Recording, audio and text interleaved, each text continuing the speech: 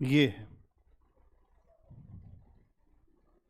कहानियां बहुत सारी हैं हिंदी साहित्य को लेकर। कोई कहता है कि जनरल स्टडी के पेपर में नहीं यूज होता है हिंदी साहित्य, कोई कुछ बताता है, कोई कुछ बताता है। और अगर मुझे ये लगता है एक शिक्षक के नाते कि आपको वो विषय ज़्यादा जो फायदा कर सकता है, जिस विषय पर आपको अच्छे नंबर आने की संभावना है। अगर हमारा मीडियम हिंदी है, हिंदी मीडियम में हिंदी साहित्य से अच्छा विषय कोई नहीं है। मतलब जो लिटरेचर का विषय होता है, एक बात समझना, लिटरेचर के लोग भी वैसे ही होते हैं। हमेशा आप देखेंगे कि शाह फैजल ने एक बार उर्दू से टॉप किया था, फर्स्ट रैंक आई थी, वो भी लिटरेचर था, Urdu literature, Tamil literature, Bengali literature, Malayalam literature, हर लिटरेचर के पेपर होते हैं। इसी तरह से हिंदी साहित्य है। साहित्य में नंबर क्यों अच्छे आते हैं? क्योंकि एक निश्चित पैटर्न है, छोटा पैटर्न है, लेकिन बस आपके अंदर एक भूख होनी चाहिए कि हम कहानी, उपन्यास, नाटक, समाज को देखना चाहते हैं, समाज के मुद्दों को समझना चाहते हैं। और सबसे बड़ी बात इस विषय की यह है कि आपको संवेदनशील बनाता है। साइंस के लोग, इंजीनियरिंग बैकग्राउंड के लोग हिंदी साहित्य ले रहे हैं। उसके पीछे का कारण यही है कि उनको ये लगता है, एक तो अभी तक जो हमारा अप्रोच था, उस अप्रोच से अच्छा अप्रोच हमारा इस विषय के साथ बनेगा और अच्छे नंबर आने की संभावना ज़्यादा बनेगी। दो बातें, अप्रोच भी बनेगा और अच्छा नंबर भी आएगा। इसमें एक पूरा कैलकुलेशन है। मैंने आपको बताया था कि जो फर्स्ट पेपर है और जो सेकंड पेपर है, फर्स्ट पेपर के भी दो हिस्से हैं। एक है भाषा विज्ञान। भाषा विज्ञान गणित के समान नंबर देता है, मैथ के तरह से। भाषा विज्ञान में है क्या? हिंदी भाषा कैसे बनी, इसमें जो शब्द समूह आए वो कैसे आए, जो मात्राएं आई वो कैसे आई। भाषा के डेवलपमेंट का जो रूप है वो इस पेपर में आता है, पेपर 1 के पहले हिस्से में, है ना। आज के समय में हिंदी साहित्य की स्थिति क्या है, हिंदी भाषा की स्थिति क्या है, क्या प्रशासन में इस्तेमाल हो रही है भाषा, क्या हिंदी साहित्य राष्ट्रभाषा हो गई है। खूब इस पे हिंदी को लेकर खूब प्रश्न बनते हैं। 50 से 60 प्रश्न पेपर 1 के पहले हिस्से पर तैयार कर लें तो आपको मैं बता दूं कि लगभग वही प्रश्न रिपीट होते हैं, रट्टा लगाना पड़ता है। मैं जितनी बात बताऊंगा, अगर आपको ध्यान से समझ में आ गई तो आप अपने लिए एक आधार जरूर बना लेंगे कि हाँ, नंबर आएंगे कैसे। नंबर लाने के लिए एक रणनीति होना बहुत ज्यादा जरूरी है। पढ़ तो पूरी दुनिया रही है,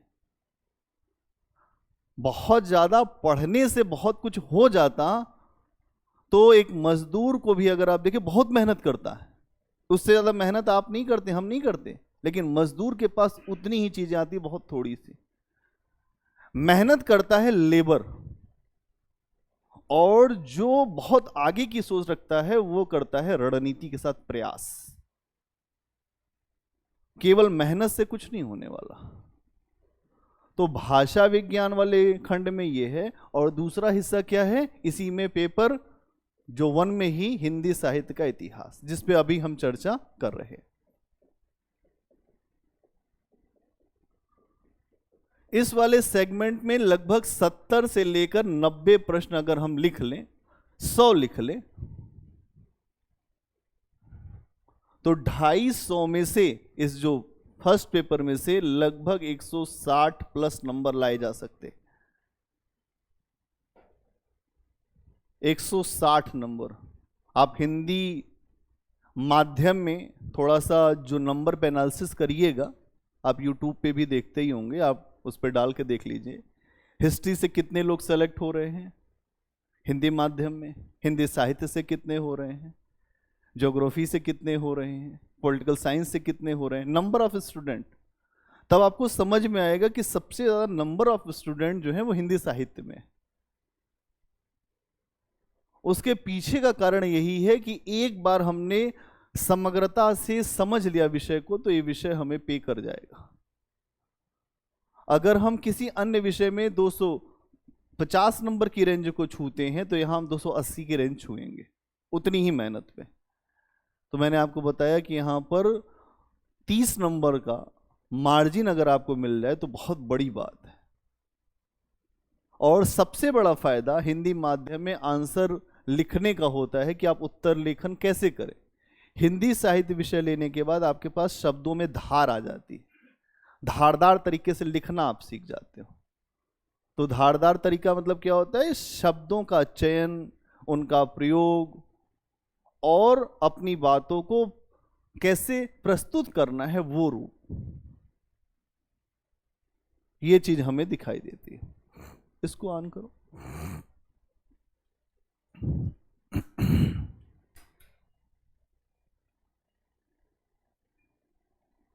तो ये चीज हमें दिखाई देगी। तो अभी हम लोग पेपर 1 के इस हिस्से पे चर्चा कर रहे हैं और जो दूसरा पेपर है उसमें क्या है? एक तरफ है गद्य की व्याख्या और दूसरी तरफ है पद्य की व्याख्या और इससे जुड़े प्रश्न।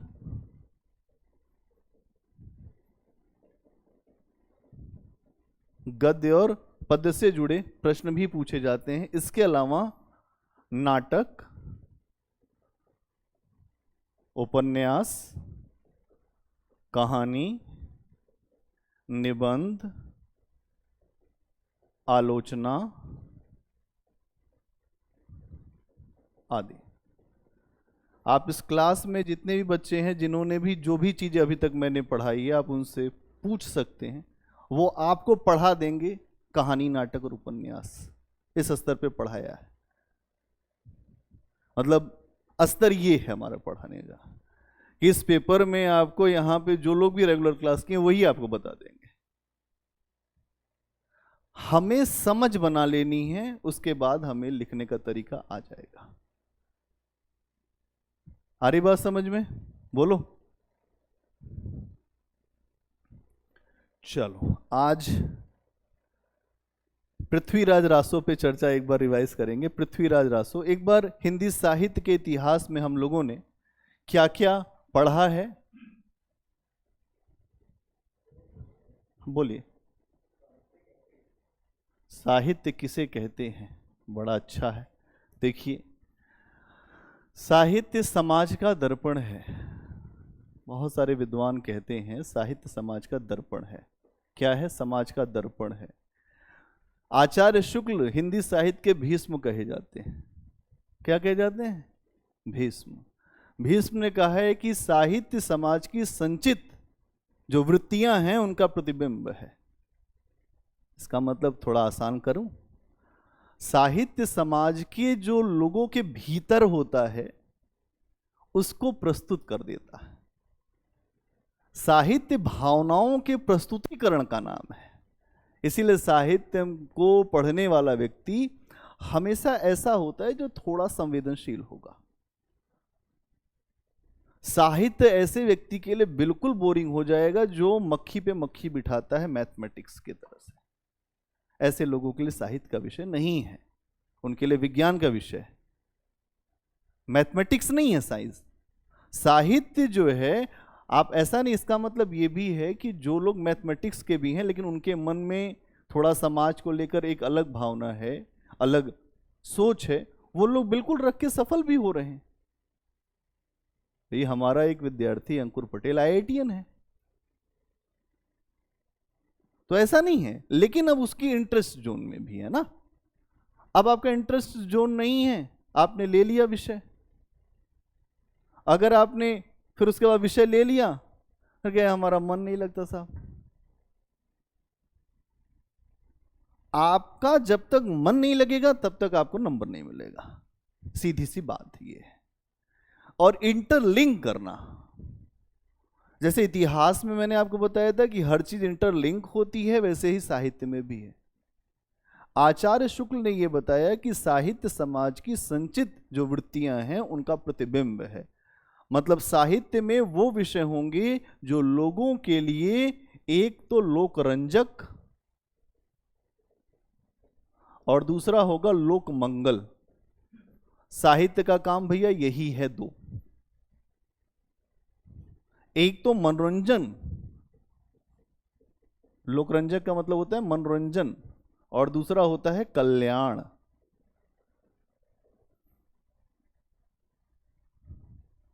ठीक है। और समाज की जो समस्याएं हैं उनके चित्र को भी प्रस्तुत करने का काम करता है, अच्छा बुरा जैसा भी हमारा समाज है। उपन्यासों में देखोगे खूब जो सामाजिक जो बुराइयां हैं या महिलाओं के साथ जो अत्याचार है, जो रूढ़ियां हैं समाज की, वो कहानियों में भी आपको दिखेंगी, आपको नाटकों में भी दिखेगा। तो साहित्य क्या है? समाज का दर्पण है, समाज का प्रतिबिंब है, और इसी के तरीके से हम साहित्य को समझते हैं। ठीक है। और कुछ?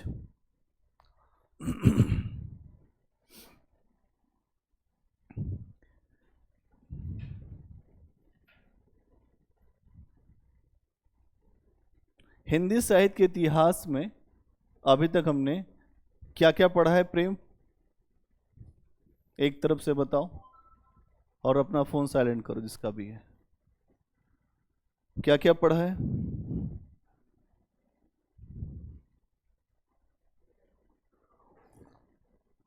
एक बार पहले स्टार्टिंग से बताओ क्या क्या पढ़ा है इसमें तुमने। सबसे पहले इसमें आपने देखा था कि हिंदी साहित्य के इतिहास को लेकर डिबेट क्या है ना? हिंदी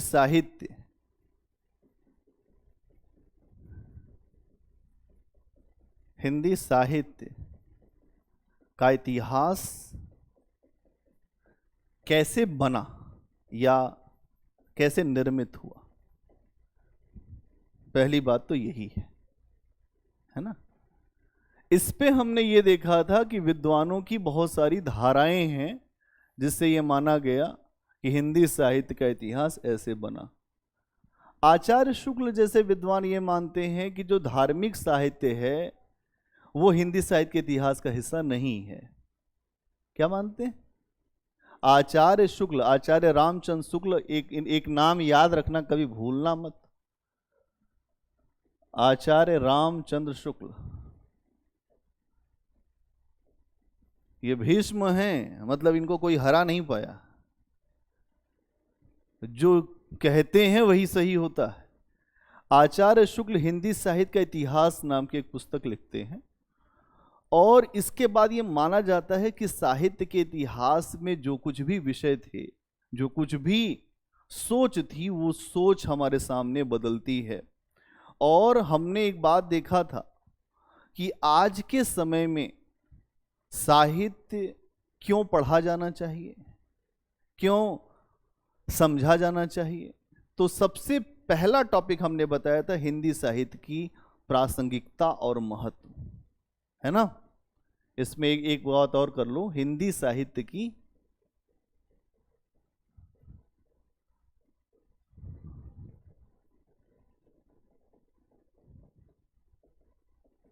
और महत्व।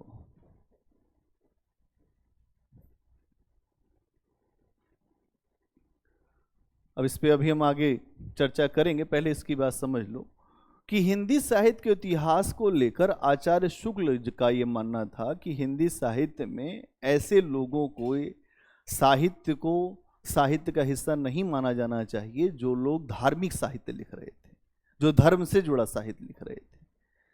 लेकिन आचार्य हजारी प्रसाद द्विवेदी इनके बाद आए। आचार्य द्विवेदी, आचार्य हजारी प्रसाद द्विवेदी,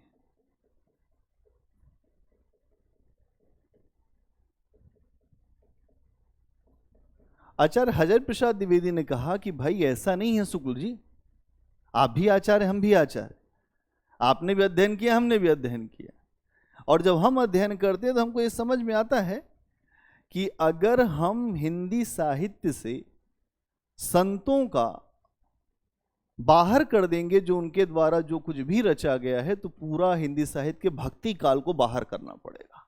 जो भक्ति काल का भी हम लोग आएंगे, कि भक्ति काल में जो कुछ भी रचनाएं की गई हैं वो पूरी रचनाएं बाहर हो जाएंगी।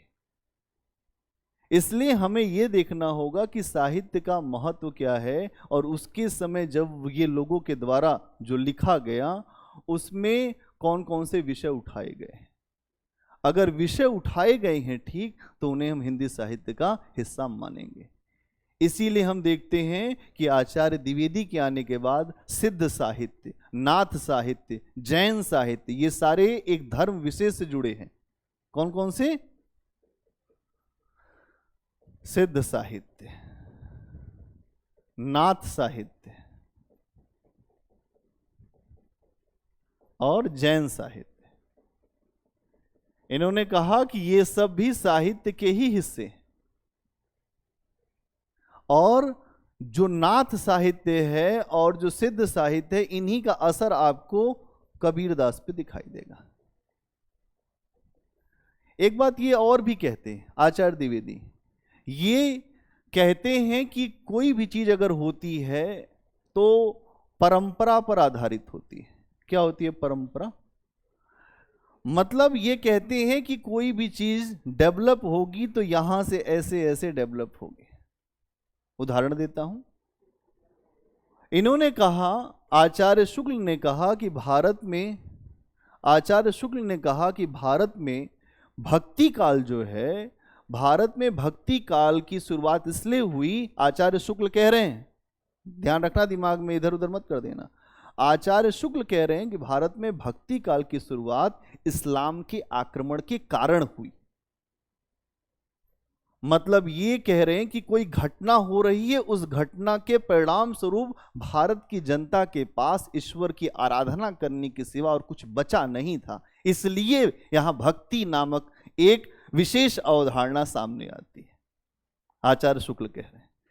आचार्य द्विवेदी ने कहा कि साहब ऐसा है, ये आप तत्कालीन समाज की परिस्थितियों से भक्ति काल की उपज बता रहे हो, लेकिन ऐसा नहीं है। 6वीं 7वीं शताब्दी में दक्षिण भारत में अलवार संतों की, नैनार संतों की परंपरा चल रही थी भारत में। अलवार संत कौन हैं? जो भगवान विष्णु की भक्ति करते थे। नैनार संत कौन हैं? जो भगवान शिव की भक्ति करते थे। उनके यहाँ कोई जाति प्रथा नहीं थी, कोई पंथ की व्यवस्था नहीं थी, तो भक्ति की अवधारणा वहीं से शुरू होती है। इसीलिए एक बात कही जाती है कि भक्ति दक्षिण उपजी, लाए वहां से रामानंद, प्रकट किया नौखंड में कबीरदास ने। जो भक्ति थी दक्षिण भारत की, उस भक्ति को उत्तर भारत रामानंद लेकर आए, और उनके बाद उनके शिष्य की परंपरा में हुए कबीर जैसे महान संत। तो आचार्य द्विवेदी कह रहे हैं साहब, परंपरा को मानो। एक कोई चीज अचानक नहीं खड़ी हो जाएगी, उसके पीछे एक इतिहास होगा, एक हिस्ट्री होगी। तो यहां पर कई सारी चीजें हमने समझी हैं, ठीक है। तो यहां पर जो सिद्ध साहित्य क्या है, ये एक धर्म, जो बौद्ध धर्म से जुड़ा हुआ एक संप्रदाय है, बौद्ध धर्म से जुड़ा, और ये भी बौद्ध धर्म की वज्रयान शाखा से। और यहां एक देवी है तारा, और जहां पर बात होती है पंचमकार की। अभी आप देखेंगे बौद्ध धर्म को, मैंने आप लोग को कुछ आगे आएंगे तो मैं बताऊंगा, बौद्ध धर्म पे ही चर्चा हो रही है उसमें, हिस्ट्री में। बौद्ध धर्म बेसिकली जब भगवान बुद्ध थे तो उन्होंने समाज के अंदर जो रूढ़ियां थी उनको समाप्त करके एक धर्म के सरल रूप को रखा था। लेकिन धीरे धीरे बौद्ध धर्म में भी रूढ़ियां आ गई। बौद्ध धर्म में भी महिलाओं का प्रवेश हो गया। जो महिलाओं की समस्या नहीं है कि आ जाए महिलाएं या पुरुष, मित्र बनने में भी समस्या नहीं है। समस्या तब है जब हम किसी के आगे बढ़ने के लिए बाधा बनते हैं, तब समस्या है। जब भगवान बुद्ध को ज्ञान प्राप्त हुआ और वो आए, तो उनकी मां जो थी महाप्रजापति गौतमी, उनको बौद्ध धर्म में दीक्षित करने के लिए बुद्ध ने मना किया था। बुद्ध ने कहा मैं अपनी माँ को दीक्षित नहीं कर सकता, इससे आगे चल के बड़ी समस्याएं होंगी। लेकिन उनके जो प्रिय शिष्य आनंद थे, उन्होंने कहा कि ऐसा है भंते, आप तो तथागत हैं, बुद्ध हैं, आप अगर ऐसा करेंगे तो फिर महिलाओं का कल्याण कैसे होगा, और प्लस वो आपकी माता है। तो बुद्ध ने कहा कि जो बौद्ध धर्म 1000 साल चलेगा उसकी आयु आज से आधी हो जाएगी, 500 साल, अब नहीं चल पाएगा। तो उस समय लोगों ने हल्के में लिया, लेकिन बुद्ध महापुरुष थे, उनको पता था आगे चल के क्या होगा। बौद्ध संघ बने और बौद्ध संघों में भिक्षु रहते थे और रहती थी भिक्षुड़ियां। बाद में वो सारी व्यवस्था आडंबर और अलग अलग चीजों के केंद्र बन गए। और उसी बौद्ध धर्म में एक शाखा चली वज्रयान की, जहां पर देवी की पूजा होने लगी, तारा की। और भगवान बुद्ध ने कहा था कि हमें किसी की पूजा नहीं करनी है, आत्मदीपो भव बनना है। लेकिन वही बुद्ध हैं कि अब उनके अनुयायी जो हैं तारा नामक देवी की पूजा कर रहे हैं। उसमें पंचमकार की बात की गई है। मुंह धुल के आओ, मुंह धुल के आओ जल्दी। पंचमकार, जब गाड़ी चलती है बस, तो आगे बैठ के अगर कोई सोया तो बस लड़ेगी। अच्छा कोई नहीं, कोई नहीं। तो पंचमकार क्या है? पंचमकार मांस खाओ। जो सिद्ध संत उन्होंने कहा मांस खाओ, मदिरा पियो, स्त्री के साथ रहो, उसके बाद तुम ये सब करोगे तुमको मोक्ष मिल जाएगा। कीचड़ से कीचड़ को धोने का प्रयास।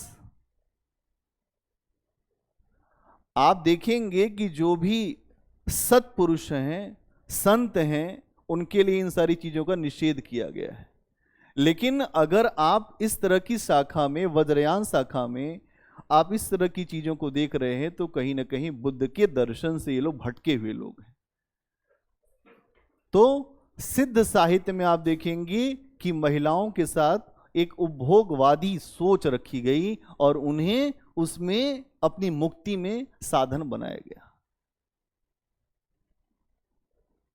इसका मतलब कहीं से भी जो आप ये मान सकते हैं कि साधुता का मतलब नहीं था, लेकिन सिद्धों ने अपनी साधना में इस तरह की सोच को अपनाया। आगे चल के अगली परंपरा चलती है नाथ साहित्य की।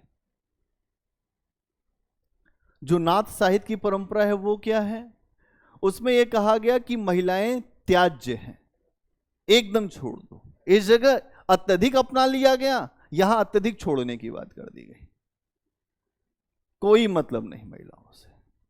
नौलख पातरी आगे नाचे, पीछे सहज अखाड़ा, ऐसे मन लो जोगी खेले, तब अंतर बसे भंडारा। जो नाथ साहित्य है, इसमें दो बहुत ही महत्वपूर्ण संत हुए। एक हुए मच्छंदर नाथ और एक हुए गोरखनाथ, जिनके नाम पर उत्तर प्रदेश का गोरखपुर शहर है।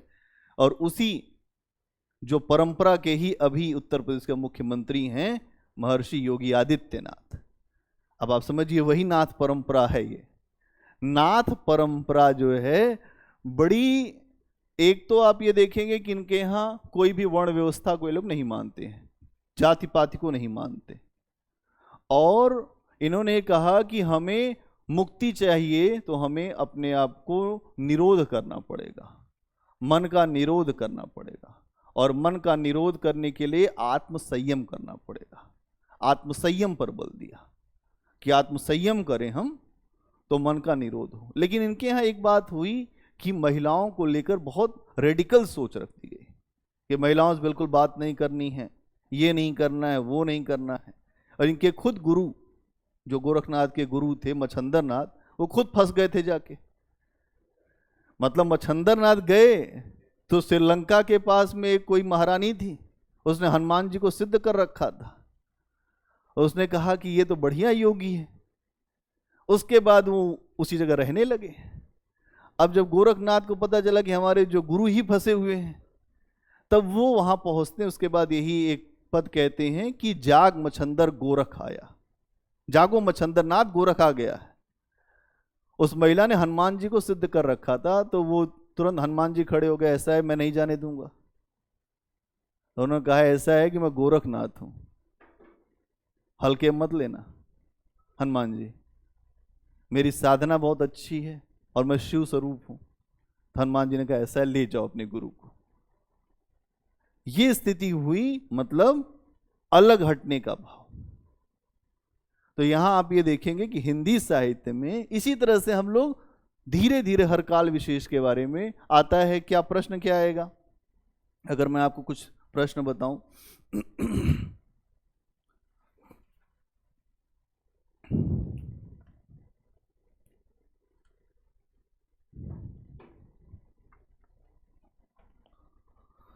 तो प्रश्नों में देखेंगे कि सिद्धों की अटपटी वाणी या जो नाथ साहित्य पर टिप्पणी करें।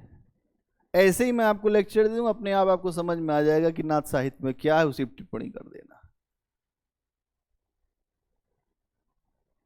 मतलब हिंदी साहित्य को पढ़ने के लिए अगर आपकी समझ बन गई तो लिखने में कोई समस्या नहीं होगी। समस्या तब बनती है जब आपको बातें उस तरह से समझ में ना आए। अगर समझ में आ गई तो फिर दिक्कत नहीं होगी। यहां पर हम लोग इसी तरह से देखेंगे। और अभी हमने ये कहा था, अब हम इस पे आते हैं कि हिंदी साहित्य की प्रासंगिकता और महत्व। इतनी बातें आपको बताई, थोड़ा सा आइडिया लगे कि हम कहाँ क्या देख रहे थे, कैसे देख रहे थे। हिंदी साहित्य की प्रासंगिकता क्या है, कोई विषय हम क्यों पढ़ते हैं,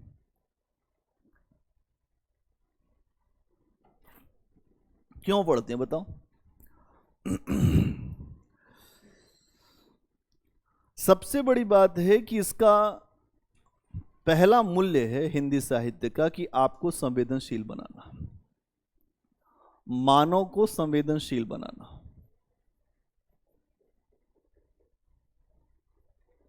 अगर अब आपसे कोई पूछे हिंदी साहित्य हम क्यों पढ़ रहे हैं, लोग कहते हैं हिंदी साहित्य क्यों पढ़ें, उसका जवाब मैं दे रहा हूं, मानव को संवेदनशील बनाना। इस पूरी दुनिया में एक बात कही जा रही है कि सहनशील बनिए, सबको स्वीकार करिए, फ्लेक्सिबल बनिए, लचीले बनिए, सबको स्थान दीजिए। इसलिए हमें यह विषय पढ़ना चाहिए। सहनशीलता है, और आसपास के जो मनुष्य हैं उनके साथ और जो अपने नेचर के साथ भी अच्छा व्यवहार करिए। मतलब इसका मतलब क्या है, अपने आसपास के मनुष्य, पशु, पक्षी, प्रकृति के साथ अच्छा व्यवहार।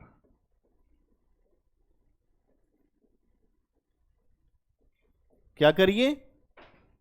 अच्छा व्यवहार करिए। आप कुछ नहीं कर सकते तो कम से कम अच्छा व्यवहार करिए। यही बुद्ध की फिलॉसफी है, यही महात्मा गांधी की फिलॉसफी, यही आपको एथिक्स में भी पढ़ना है।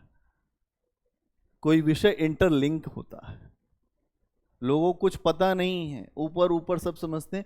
यहां यही आपका उद्देश्य है, सहनशीलता लाना, कि हमारे भीतर सहनशीलता हो, हम सबको स्वीकार करें। इसके अलावा दूसरे के सुख में तुमको सुख हो।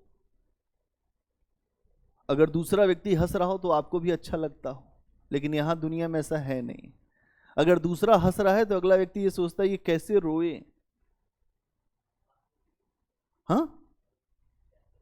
हाँ, मतलब वो कोई नहीं चाहता है कि आप जो प्रसन्न रहे, आप हंसिए। देखिए लोग, आप कहीं पे खड़े होके हंस के बहुत कुछ कर रहे हैं या बोल रहे हैं, देखो क्या जीवन में इनके चल रहा है। आप रोइए तो लोग झूठ मूठ का आकर आपको कहें अरे यार क्या बात हो, अंदर ठीक ही हुआ। साहित्य इस बात की भी समझ देता है कि आप दूसरे के दुख में दुखी हो, संवेदनशील बने। जाके पैर न फटे बिवाई, ते क्या जाने पीर पराई। एक कहावत है, जो हमारे पैर हैं वो भी कभी कभी फट जाए करते हैं, अगर नहीं केयर करोगे तो फट जाएंगे। और जब पैर ऐसे हो जाएं, उसके बाद आपको चलना हो तो बड़ी पीड़ा होती है, बड़ा दर्द होता है।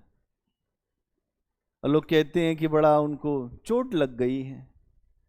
अरे चोट जब तुमको लगेगी तब तुमको पता चलेगा। साहित्य इस बात के लिए आपको सीख देता है कि अगर आपको दर्द जैसे हो रहा है वैसे दूसरे को भी होता है। इसीलिए कवियों की जो दृष्टि है वो यही कहते हैं कि वियोगी होगा पहला कवि। जो वियोगी होगा व्यक्ति, जो दुखी होगा, वही व्यक्ति पहला कवि होगा। वियोगी होगा पहला कवि, आह से उपजा होगा गान। आह मतलब क्या होती है? जब आप जो दर्द में रहें, पीड़ा में रहें, तब जाकर कविता फूटती है। ऐसे नहीं कविता फूटती कि आप बैठे हैं कॉफी पी रहे हैं उसके बाद आ गई कविता। अरे भाई कुछ खोना पड़ता है। जब जगजीत सिंह का एक बड़ा अच्छा गाना है, हाँ, जब उनके पुत्र की जब मृत्यु हुई तो बड़ा अच्छा उन्होंने एक जो गीत गाया, उसमें वो पूरी फीलिंग भी आती है। जाने वो कौन सा देश जहां तुम चले गए, चिट्ठी ना कोई संदेश। अब इस गाने को जब आप सुनेंगे तो आपको एक बात समझ में आएगी कि कोई व्यक्ति जब किसी को पुकारता है और वो ना हो तो फिर वो पीड़ा होती है। और यही पीड़ा हिंदी साहित्य में भी है। उसमें एक लाइन आती है कि एक आह भरी होगी हमने न सुनी होगी। अब आह भरने का मतलब यहां है कि अब जो जिस तरह से होगा उसको उसी तरह की सुनाई देगी। अब यहां एक जो पिता है उसको अपने अपने पुत्र की आह सुनाई दे रही है। एक जो माँ भी हो सकती है। सबसे ज्यादा इस दुनिया में प्रेम आपको करेंगे आपके माता पिता, उसके बाद दुनिया में कोई है।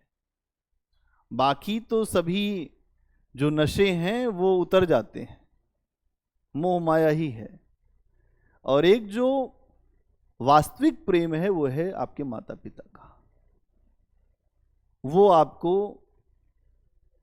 जो वास्तविकता है उससे अवगत कराते हैं।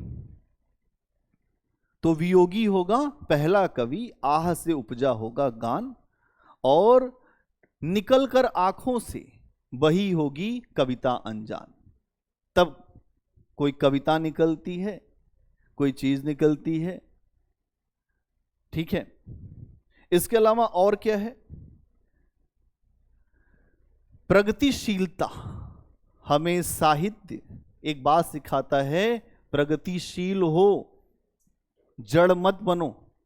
तुमको जड़ नहीं बनना है, तुमको प्रगतिशील बनना है। क्या बनना है? प्रगतिशील बनना है, प्रोग्रेसिव बनना है। प्रोग्रेसिव का मतलब ये होता है कि आगे बढ़ो। जो रूढ़िवादी व्यवस्था है,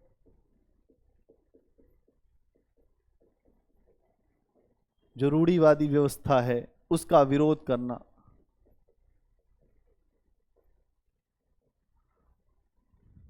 जो रूढ़िवादी व्यवस्था उसका विरोध करिए।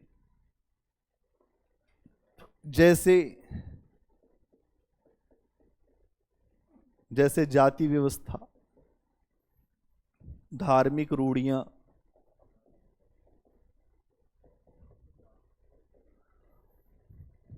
महिलाओं की खराब स्थिति,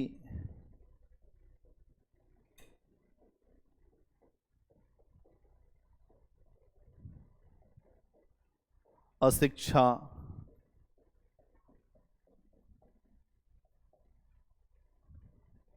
है ना, ये सारी चीजें अगर हम इस तरीके से चीजों को देखें, जब आप इस विषय को पढ़ते हैं, यही हमारी शिक्षा का मूल उद्देश्य है। साहित्य वास्तव में आपके मूल उद्देश्य की तरफ आपको प्रेरित करता है कि हमारा मूल उद्देश्य क्या है। हमारा मूल उद्देश्य है प्रगतिशील होना। आप अधिकारी बन के रेडिकल सोच के रहेंगे तो आप कभी अच्छे अधिकारी नहीं होंगे। आप अधिकारी बन के प्रोग्रेसिव सोच के रहेंगे तो आप हमेशा अच्छे अधिकारी रहेंगे। जाति पाति पूछे ना कोई, हरि को भजे सो हरि का होई। हिंदू कहत है राम हमारा, मुसलमान रहमाना, आपस में दो लड़त हैं मरम को न जाना। कबीर साहब कहते हैं कि राम और रहमान में बहुत अंतर है नहीं, लेकिन ये जो दुनियावी जो लोग हैं इनको कुछ पता नहीं है। कबीर साहब कहते हैं कि दिन भर रोजा रहता है, रात हनत है गाय। तुम दिन भर रोजा रहते हो किसके लिए, और तुम बाद में मांसाहार पे चले जाते हो। देखिए, महान लोग कभी किसी से डरते नहीं हैं, वो सही को कहने के लिए अपने आप को भी कुर्बान कर देते हैं, इसीलिए महान होते हैं। कोई किसी का मुंह देख के बोलता है तो उसको कायर ही है, वो सही तो सही होता है। कबीर साहब ने इसी बात को समझाया कि हम ईश्वर की बंदगी करते हैं तो ईश्वर के बंदों से भी प्रेम होना चाहिए। हम जब किसके सामने झुक रहे हैं उससे यही तो मांगते हैं कि हम अच्छे बने, नेक बने। नेकी इसमें है कि हम कुछ दें, जो राहे हक में देगा निवाला वही काम आएगा। कोई कुछ नहीं किसी का काम उमाता है। जो कुछ तुम दोगे इस दुनिया में वही तुमको मिलेगा। तुमने प्रेम दिया तो प्रेम मिलेगा, नफरत दी तो नफरत मिलेगी। तुम ये सोचो, बोया पेड़ बबूल का, आम कहां से खाए। तुम बबूल बोओगे तो उम्मीद करोगे कि तुम्हें फूल मिले, आम मिले, ये संभव नहीं है। जो चीज तुम डालोगे, जो चीज तुम दोगे वही तुम्हें मिलेगी। यही शिक्षा का उद्देश्य है। तो हिंदी साहित्य का दूसरा मूल्य है प्रगतिशीलता का। हमें ये प्रोग्रेसिव बनाती है। इसके अलावा समाज में जो बड़े परिवर्तन हैं उनके लिए एक सहायक बनती है। समाज की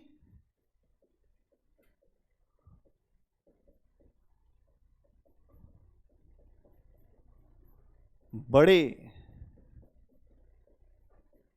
परिवर्तनों के लिए सहायक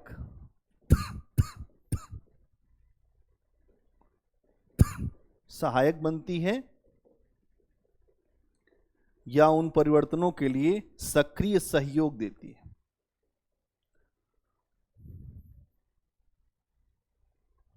आ रही बात समझ में?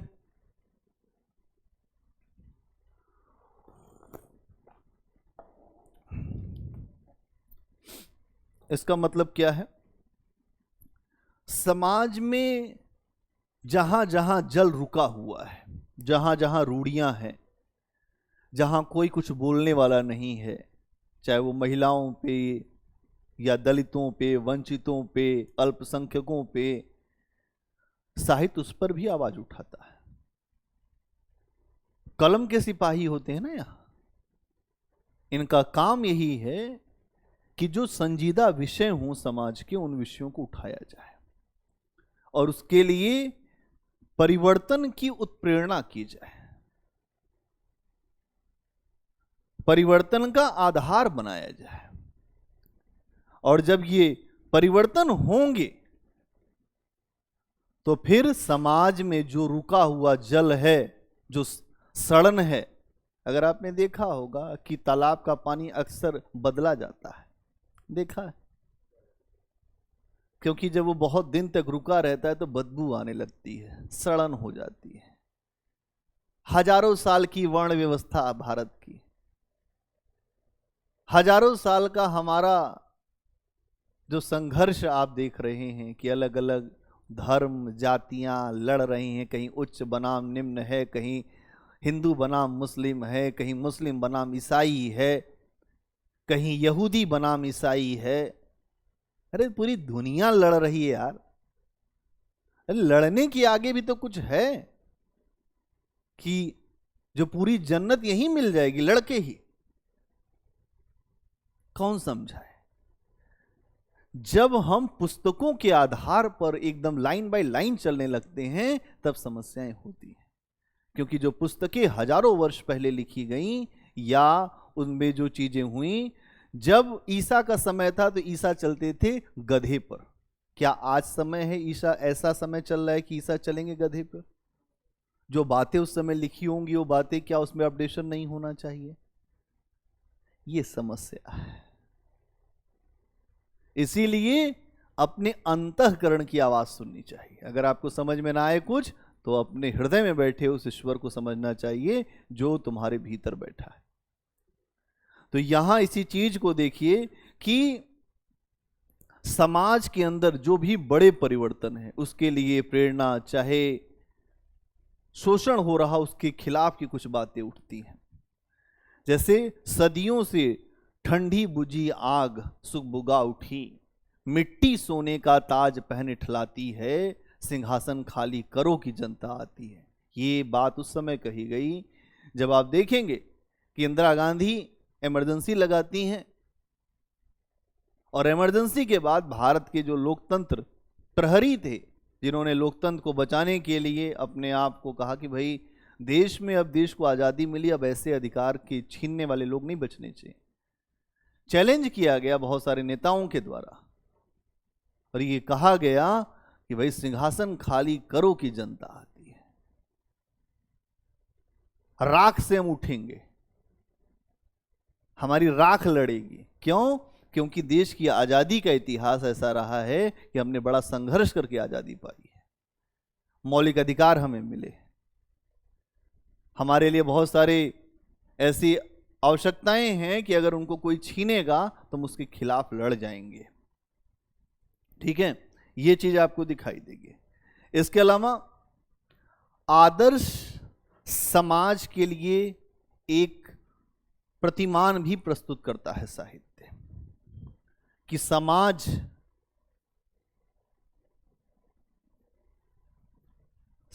के लिए आदर्श प्रतिमान, समाज के लिए आदर्श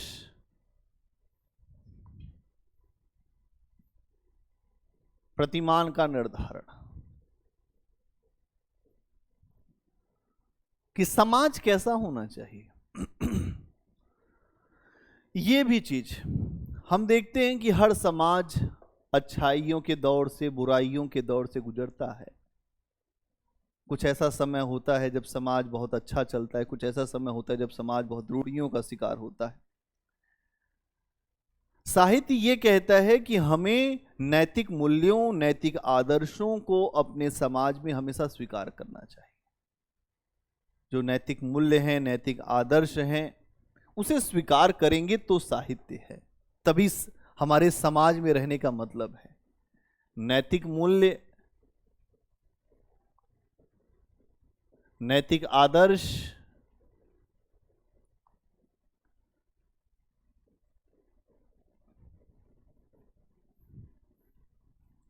जब तक ये समाज में नहीं रहेगा, एथिक्स की बात कर रहे हो आप, कि जो आपका पेपर 4 है वहां पर नीति शास्त्र डाला गया। अब यहां से देखो क्या बात हो रही समाज में।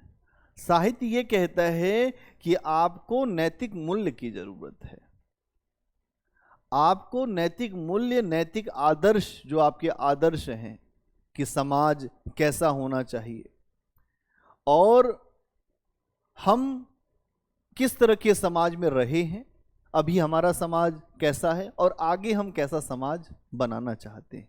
मतलब भूत, वर्तमान और भविष्य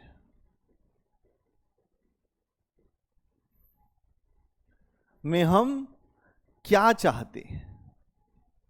तो हम देखते हैं कि भक्ति काल में बहुत सारे ऐसे संत हुए हैं जिन्होंने इसी बात को कहा है कि भाई दूसरे का हित देखो, अपना हित अपने आप हो जाएगा।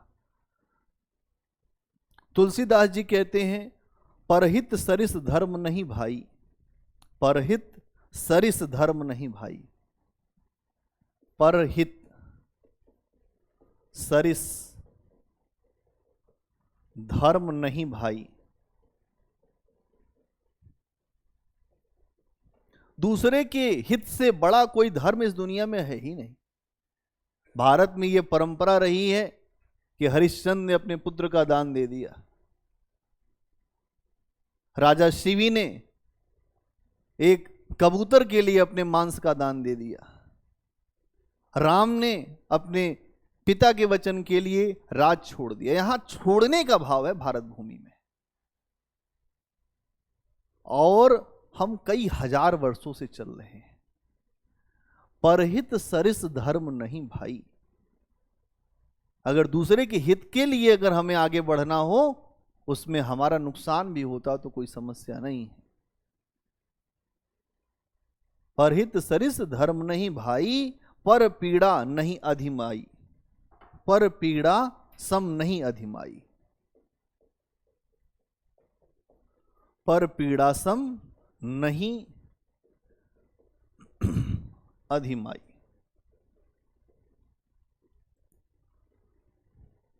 दूसरे को पीड़ा देने से जो बड़ा अधर्म कुछ नहीं है। इसलिए हमें सबको अच्छा व्यवहार, सबके साथ अच्छाई, नेकी का प्रयास करना चाहिए। एक अरब के संत हैं, इसके पहले मैंने आपको बताया कि जो देगा राहे हक में वो निवाला काम आएगा। इसी बात का है कि आप जो कुछ भी देते हो वही चीज आपको वापस मिलती है। आपने कुछ कभी दिया नहीं, केवल प्राप्त किया है, तो आपको कुछ भी नहीं मिलेगा। प्राप्त करने का केवल प्रयास है तो कुछ भी नहीं मिलेगा। देने की बात है तो हमें हर चीज मिल जाएगी। तो यहां हम देखते हैं कि इस तरीके से ये जो साहित्य के कुछ मूल्य हैं। इसके अलावा इतिहास, संस्कृति और अलग अलग विषयों को भी साहित्य हमारे सामने प्रस्तुत करता है। इतिहास को भी, संस्कृति को भी, और जो सृजनशीलता के मूल्य हैं उनको भी यह हमारे सामने प्रस्तुत करता है। इतिहास, संस्कृति और सृजनशीलता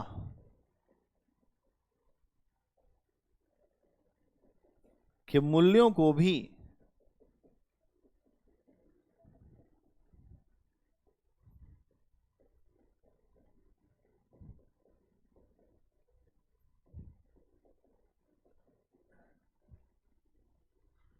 कॉपी ले लेना, पूरा मैंने सब कुछ लिखा रखा है, एक बार देख लोगे। मैं बस खाली आपको समझा दूंगा, अपने आप सब हो जाएगा। तो इतिहास को, संस्कृति को, कुछ विद्वान ये कहते हैं कि अगर 1936 के भारत का, अगर 1936 के भारत का पूरा इतिहास समाप्त हो जाए तो एक उपन्यास गोदान से हम उस समय के बारे में सब कुछ जान सकते हैं कि उस समय का समाज कैसा था, उस समय की राजनीति कैसी थी, उस समय की अर्थव्यवस्था कैसी थी, उस समय समाज में कैसी रूढ़ियां चल रही थी, किसानों की क्या स्थिति थी, सब कुछ हमें पता चल जाएगा। 1936 में लिखा गया गोदान मुंशी प्रेमचंद के द्वारा। मुंशी प्रेमचंद ने क्या लिखा? उन्होंने सब कुछ दिखाया, प्रेम दिखाया, लिव इन रिलेशनशिप के बारे में भी आए। मिस मालती हैं और जो मिस्टर मेहता है, मिस्टर मेहता प्रोफेसर हैं। मिस्टर मेहता के अंदर बहुत सारी जो इच्छाएं हैं तो बहुत ज़्यादा प्रगतिशील दिखाई देते हैं। कुछ लोग बहुत ज़्यादा प्रगतिशील दिखाई देते हैं लेकिन प्रगतिशील होते नहीं। मिस्टर मेहता को प्रेम है मिस मालती से, और मिस मालती मुक्त टाइप की महिला है। उन्होंने कहा है कि उनके स्वभाव के बारे में प्रेमचंद बताते हैं कि वो बाहर से तितली हैं, अंदर से मधुमक्खी। हाँ, यही सब तो चीजें तुमको देखने को मिलेगी। अब वो ये एक जगह रुकना नहीं चाहती, और मिस्टर मेहता जो सामंतवादी सोच के व्यक्ति है कि तुम यहीं रुको, तो कहते हैं कि प्रेम जो सीधी साधी, जो गऊ नहीं है।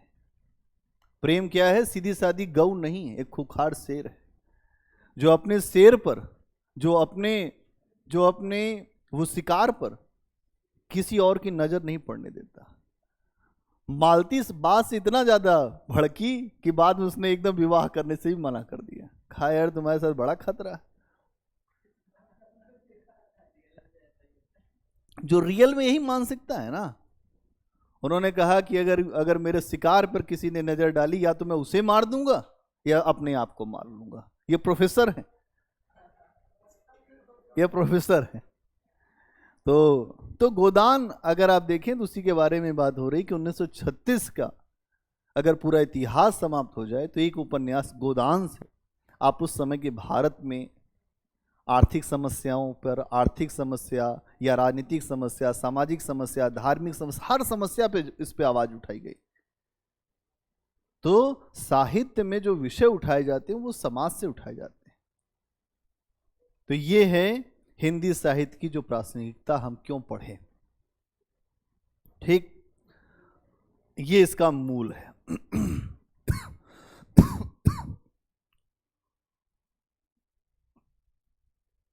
इसके अलावा अब एक बात बताते हैं।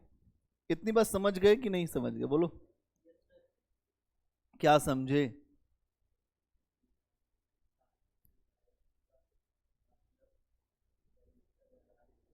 हम्म हम्म हम्म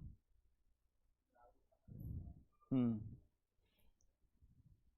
ठीक। अब एक बात तो ये हो गई। जो दूसरी बात ये है कि हिंदी साहित्य के इतिहास लेखन की परंपरा, कोई विषय है तो वो क्यों लिखा गया उसका इतिहास। दूसरा टॉपिक है हिंदी साहित्य इतिहास लेखन की परंपरा। हिंदी साहित्य इतिहास लेखन की परंपरा।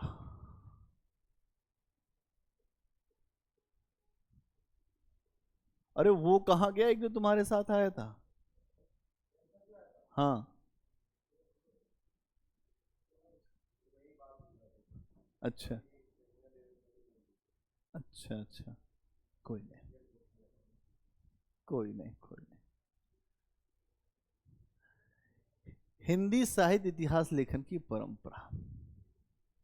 परंपरा में आप देखोगे इसका मतलब कि हिंदी साहित्य का इतिहास लेखन कैसे किया गया। कई धाराएं हैं इसमें। मूल व्यक्ति हैं आचार्य शुक्ल, जिनके आधार पर इतिहास लेखन की शुरुआत अच्छे से मानी जाती है। आचार्य शुक्ल हैं। तो इसमें अगर आप देखेंगे तो एक आपको परंपरा का रूप दिखाई देगा। एक रूप दिखाई देगा आचार्य शुक्ल से पहले हिंदी साहित्य के इतिहास लेखन, है ना। क्योंकि आचार्य शुक्ल एक काल विभाजक है, निर्धारक है। तो हम देखेंगे कि आचार्य शुक्ल से पूर्व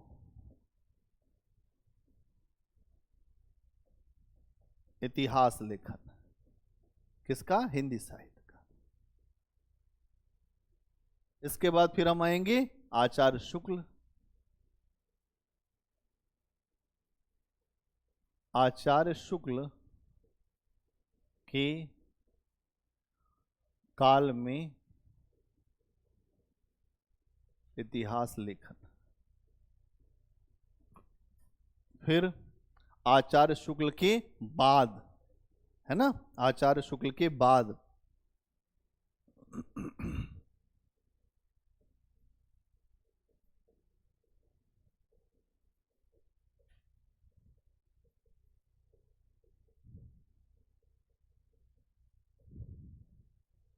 एक पूरा फ्रेम है। इसको समझ के बस अपने आप लिखना शुरू। ठीक है। और इसमें हम लोगों ने खूब बातें किया था कि क्या क्या चीजें हमें देखनी है। तो जो सबसे पहले बताओ कि इसमें क्या क्या है। आचार्य शुक्ल से पूर्व, आचार्य शुक्ल से पूर्व हिंदी साहित्य का इतिहास लेखन, फटाफट बताओ। एक तो अनौपचारिक इतिहास लेखन है। अनौपचारिक, अनौपचारिक का मतलब क्या होता है कि कोई व्यवस्थित प्रयास नहीं है, कोई व्यवस्थित प्रयास नहीं है। तो व्यवस्थित प्रयास नहीं है तो आप ये सुनते हैं होंगे, लोग कहते हैं अनौपचारिक वार्ता हुई हमारी, अनऑफिशियल। एक आपने सुना होगा कि ऑफिशियल वार्ता का मतलब क्या होता है कि कोई हमने मेमोरेंडम साइन किया, कोई कुछ हमने सिग्नेचर किया। अनऑफिशियल का मतलब वार्ता, कुछ सामान्य सी जानकारी, व्यवस्थित नहीं है बहुत। तो हिंदी साहित्य के इतिहास लेखन में पहला प्रयास आचार्य शुक्ल से पूर्व जो है वो अनौपचारिक इतिहास लेखन का है। अनौपचारिक, अनौपचारिक, अनौपचारिक का मतलब, औपचारिक मतलब ये होता है कि हम पूरा प्रयास कर रहे हैं, सिस्टम बनाकर, पूरी टीम बनाकर। हाँ, अब ये अनौपचारिक प्रयास है, कुछ व्यवस्थित प्रयास नहीं है। हाँ, इसमें आप देखेंगे तो खूब जो भक्ति काल के जो संत हैं उनकी रचनाओं का आधार बनाया गया है। और कई पुस्तकें, जैसे एक पुस्तक है भक्तमाल, अनौपचारिक इतिहास लेखन में एक पुस्तक है भक्तमाल। इसके अलावा कालिदास हजारा, ये ऐसी पुस्तकें हैं जो इतिहास लेखन के लिए नहीं लिखी गई थी, लेकिन यहां से इतिहास लेखन की कुछ बातें निकलती हैं। ठीक है। इसके अलावा आप देखते हैं कि ये जो पुस्तकें हैं, कवि माला, और भी कुछ पुस्तकें इसमें हैं, कवि माला। इसके अलावा 84 वैष्णव वार्ता है ना, 84 वैष्णव वार्ता है ना।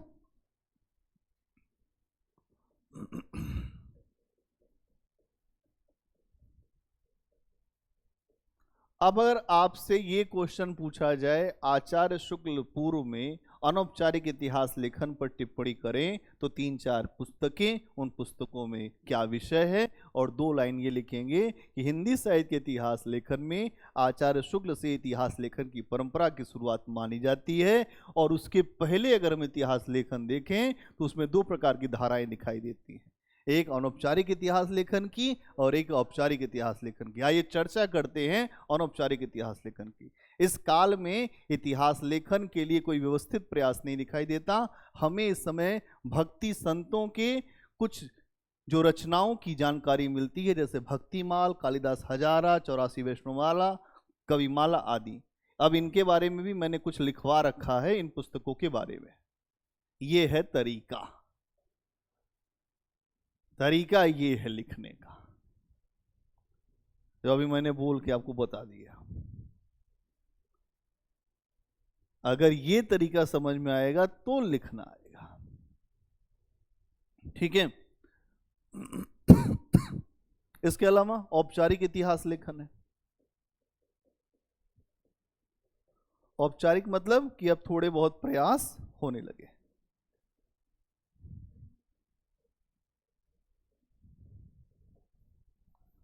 औपचारिक इतिहास लेखन, अब मतलब इतिहास लेखन के प्रति एक अवेयरनेस, एक दृष्टिकोण, एक सोच, ये आपको दिखाई देगी। इसमें बहुत सारे लोग हैं। एक जो विदेशी लोग ज्यादा आपको दिखाई देंगे, एक का नाम है गासा द तासी, फ्रांस के विद्वान हैं गासा द तासी। इन्होंने हिंदी साहित्य के इतिहास लेखन में प्रयास किया, फ्रांस के गासा द तासी। इनकी पुस्तक है इस्तेवार द ला लेत्योत्तर एंदोई हिंदुस्तानी। इस्तेवार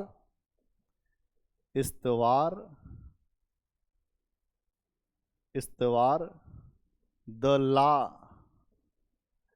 लेत्योत्तर एंदोई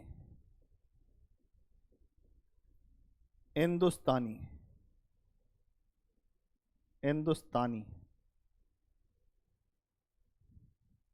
ये फ्रेंच भाषा में पुस्तक लिखी गई है।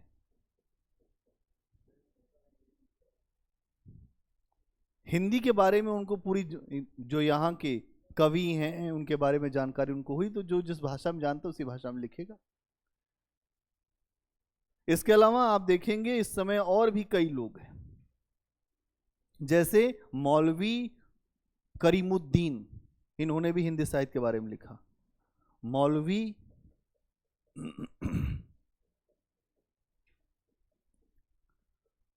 करीमुद्दीन, ये सारे औपचारिक प्रयास हो रहे हैं हिंदी साहित्य के इतिहास लेखन। मौलवी करीमुद्दीन, पूरी बातें हैं लिखी हुई, केवल इतनी बात समझो कि ऐसे एक जो फॉर्मेट रहेगा, फिर मैं समझा दूंगा, फिर आपको चीजें समझ में आएंगी। मौलवी करीमुद्दीन, क्या कहते हैं मौलवी करीमुद्दीन? इन्होंने ढेर सारे कवियों के जो नाम हैं उनकी सूचना अपने पुस्तक में दिया है। इनकी पुस्तक का नाम था ताजकीरा ई सुवराई। ताजकीरा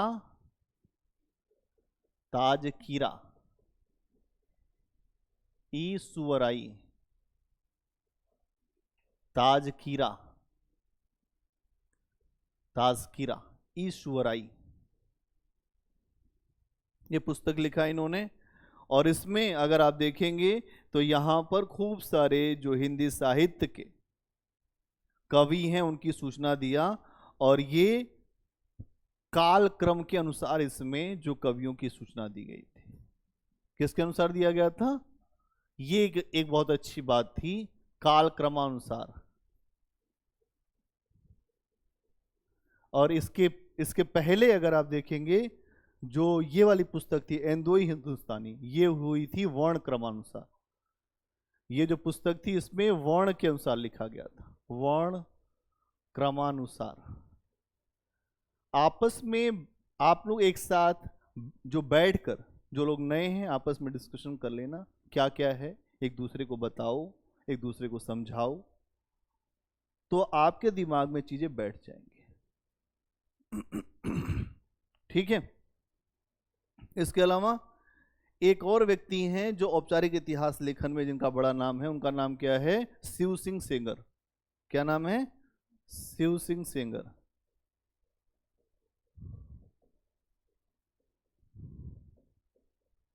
शिव सिंह सेंगर, इनके द्वारा अगर आप देखेंगे तो जो पुस्तक लिखी गई 1883 में, शिव सिंह सरोज। कौन सी पुस्तक लिखी गई?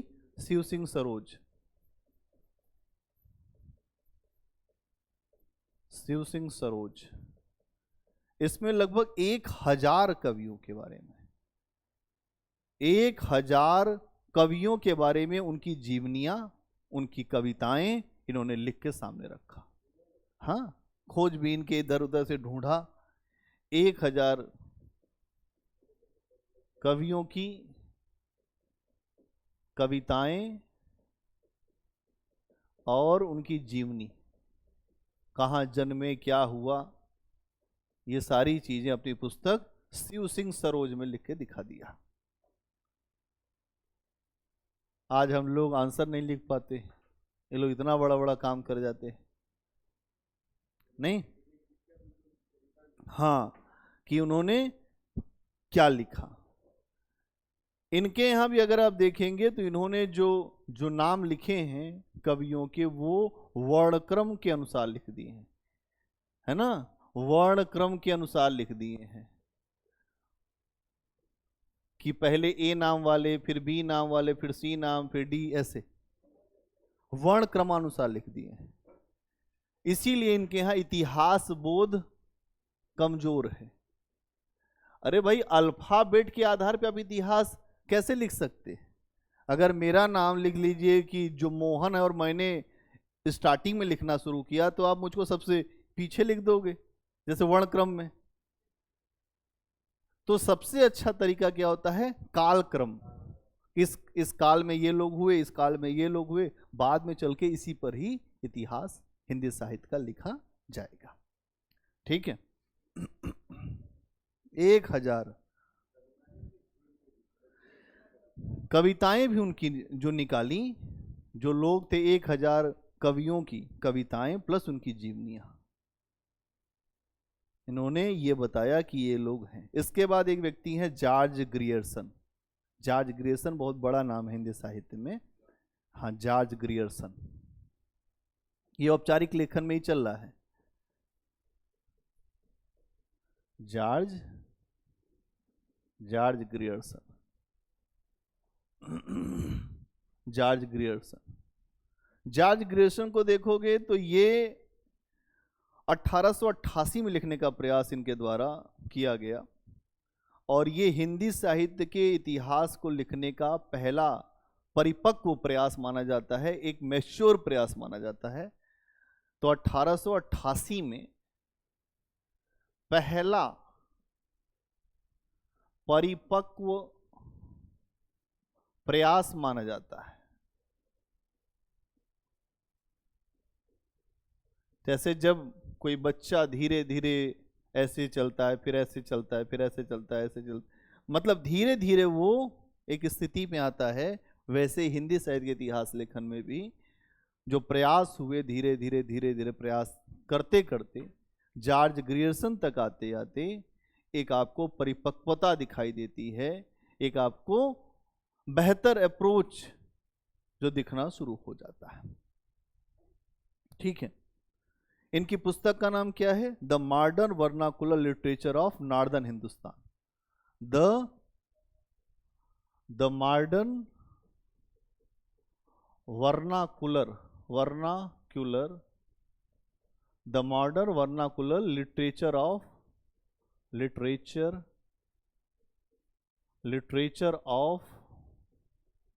Northern Hindustan.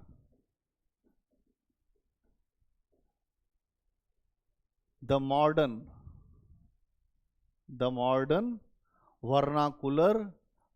Vernacular literature of northern Hindustan, इनकी पुस्तक का नाम।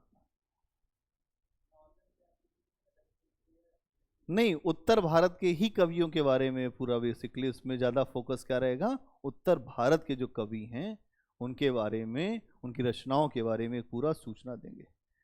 अब देखेंगे यहां पर ये पहले ऐसे व्यक्ति हैं जिन्होंने काल क्रम के अनुसार जो साहित्यकारों का परिचय दिया है। तो ये अपने आप में मजबूत प्रयास होगा, आपने इसीलिए लिखा है कि परिपक्व प्रयास।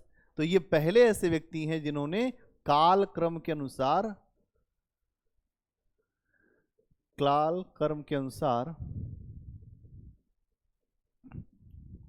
साहित्यकारों का परिचय दिया है।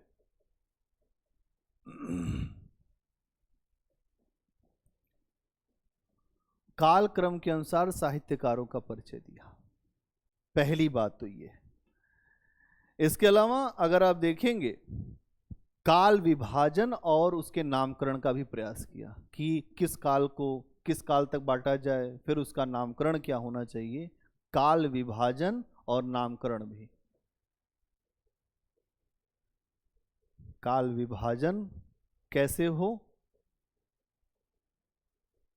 और जो हमने काल विभाजन किया उसका नामकरण कैसे हो।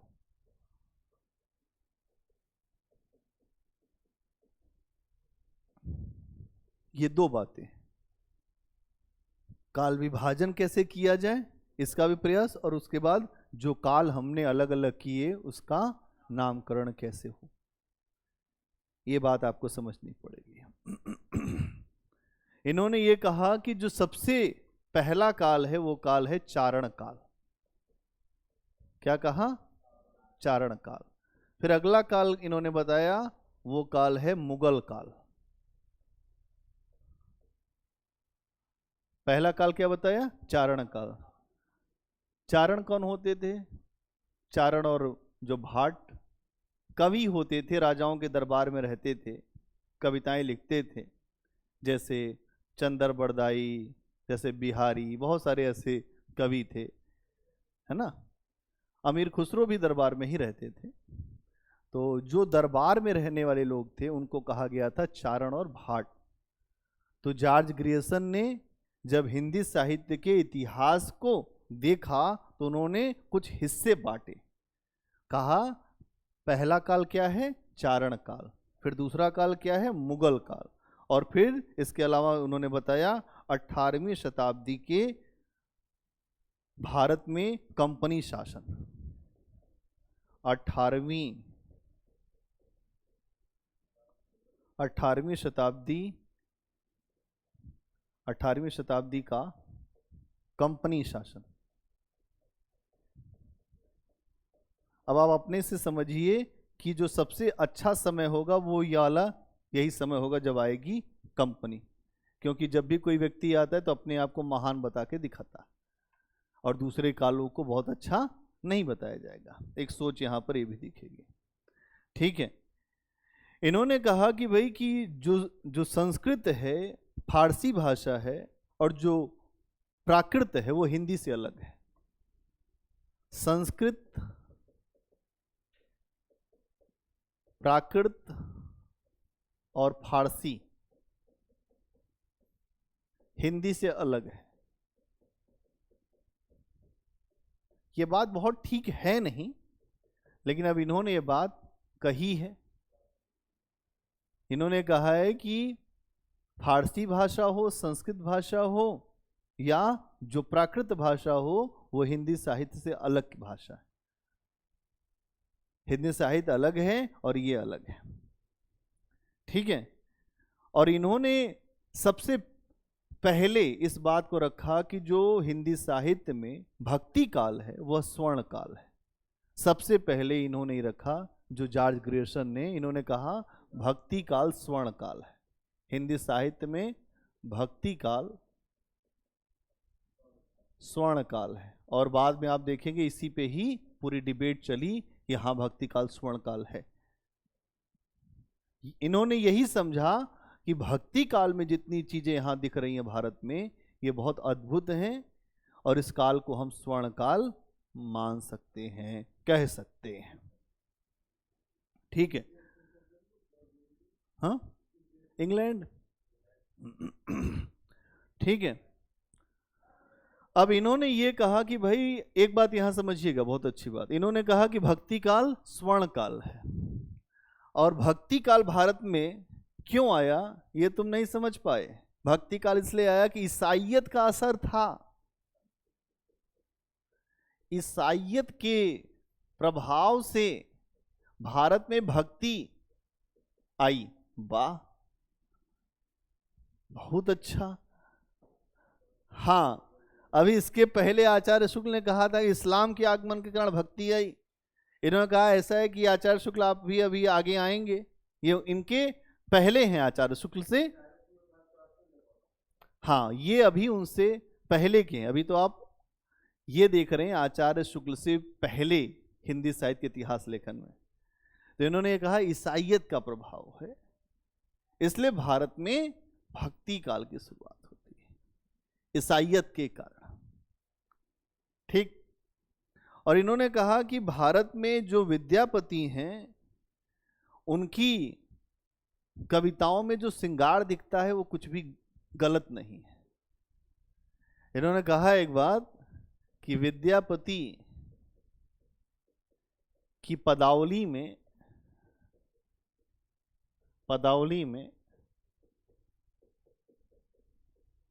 जो श्रृंगार दिखता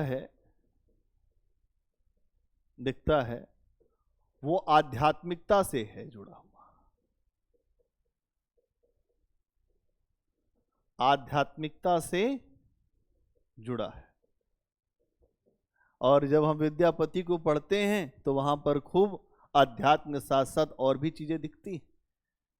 लेकिन इन्होंने ये कहा कि हमें जो दिखता है वो बहुत अच्छा दिखता है।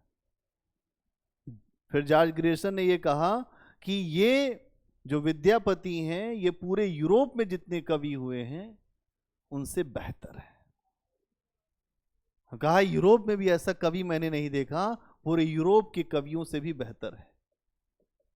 क्या लिखते हैं,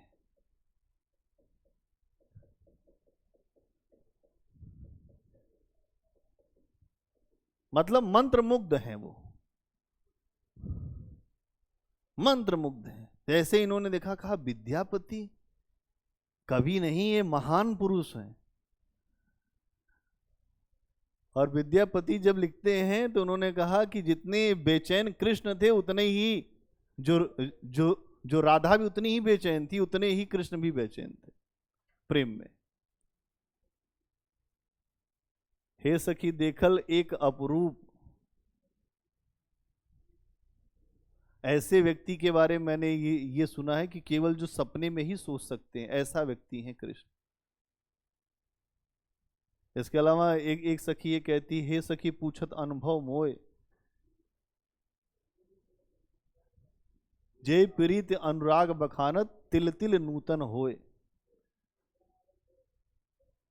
पूरे पूरे जो जीवन भर अगर मैं रूप देखूं कृष्ण का तो वो भी कम है, इतना प्रेम है राधा को। हाँ, इतना प्रेम है, तो यहां ये बात हमें समझना पड़ेगा। ठीक है, आज के लिए इतना ही। अपनी नींद पूरी करो और इसको देखो और बैठ के रिवीजन करो।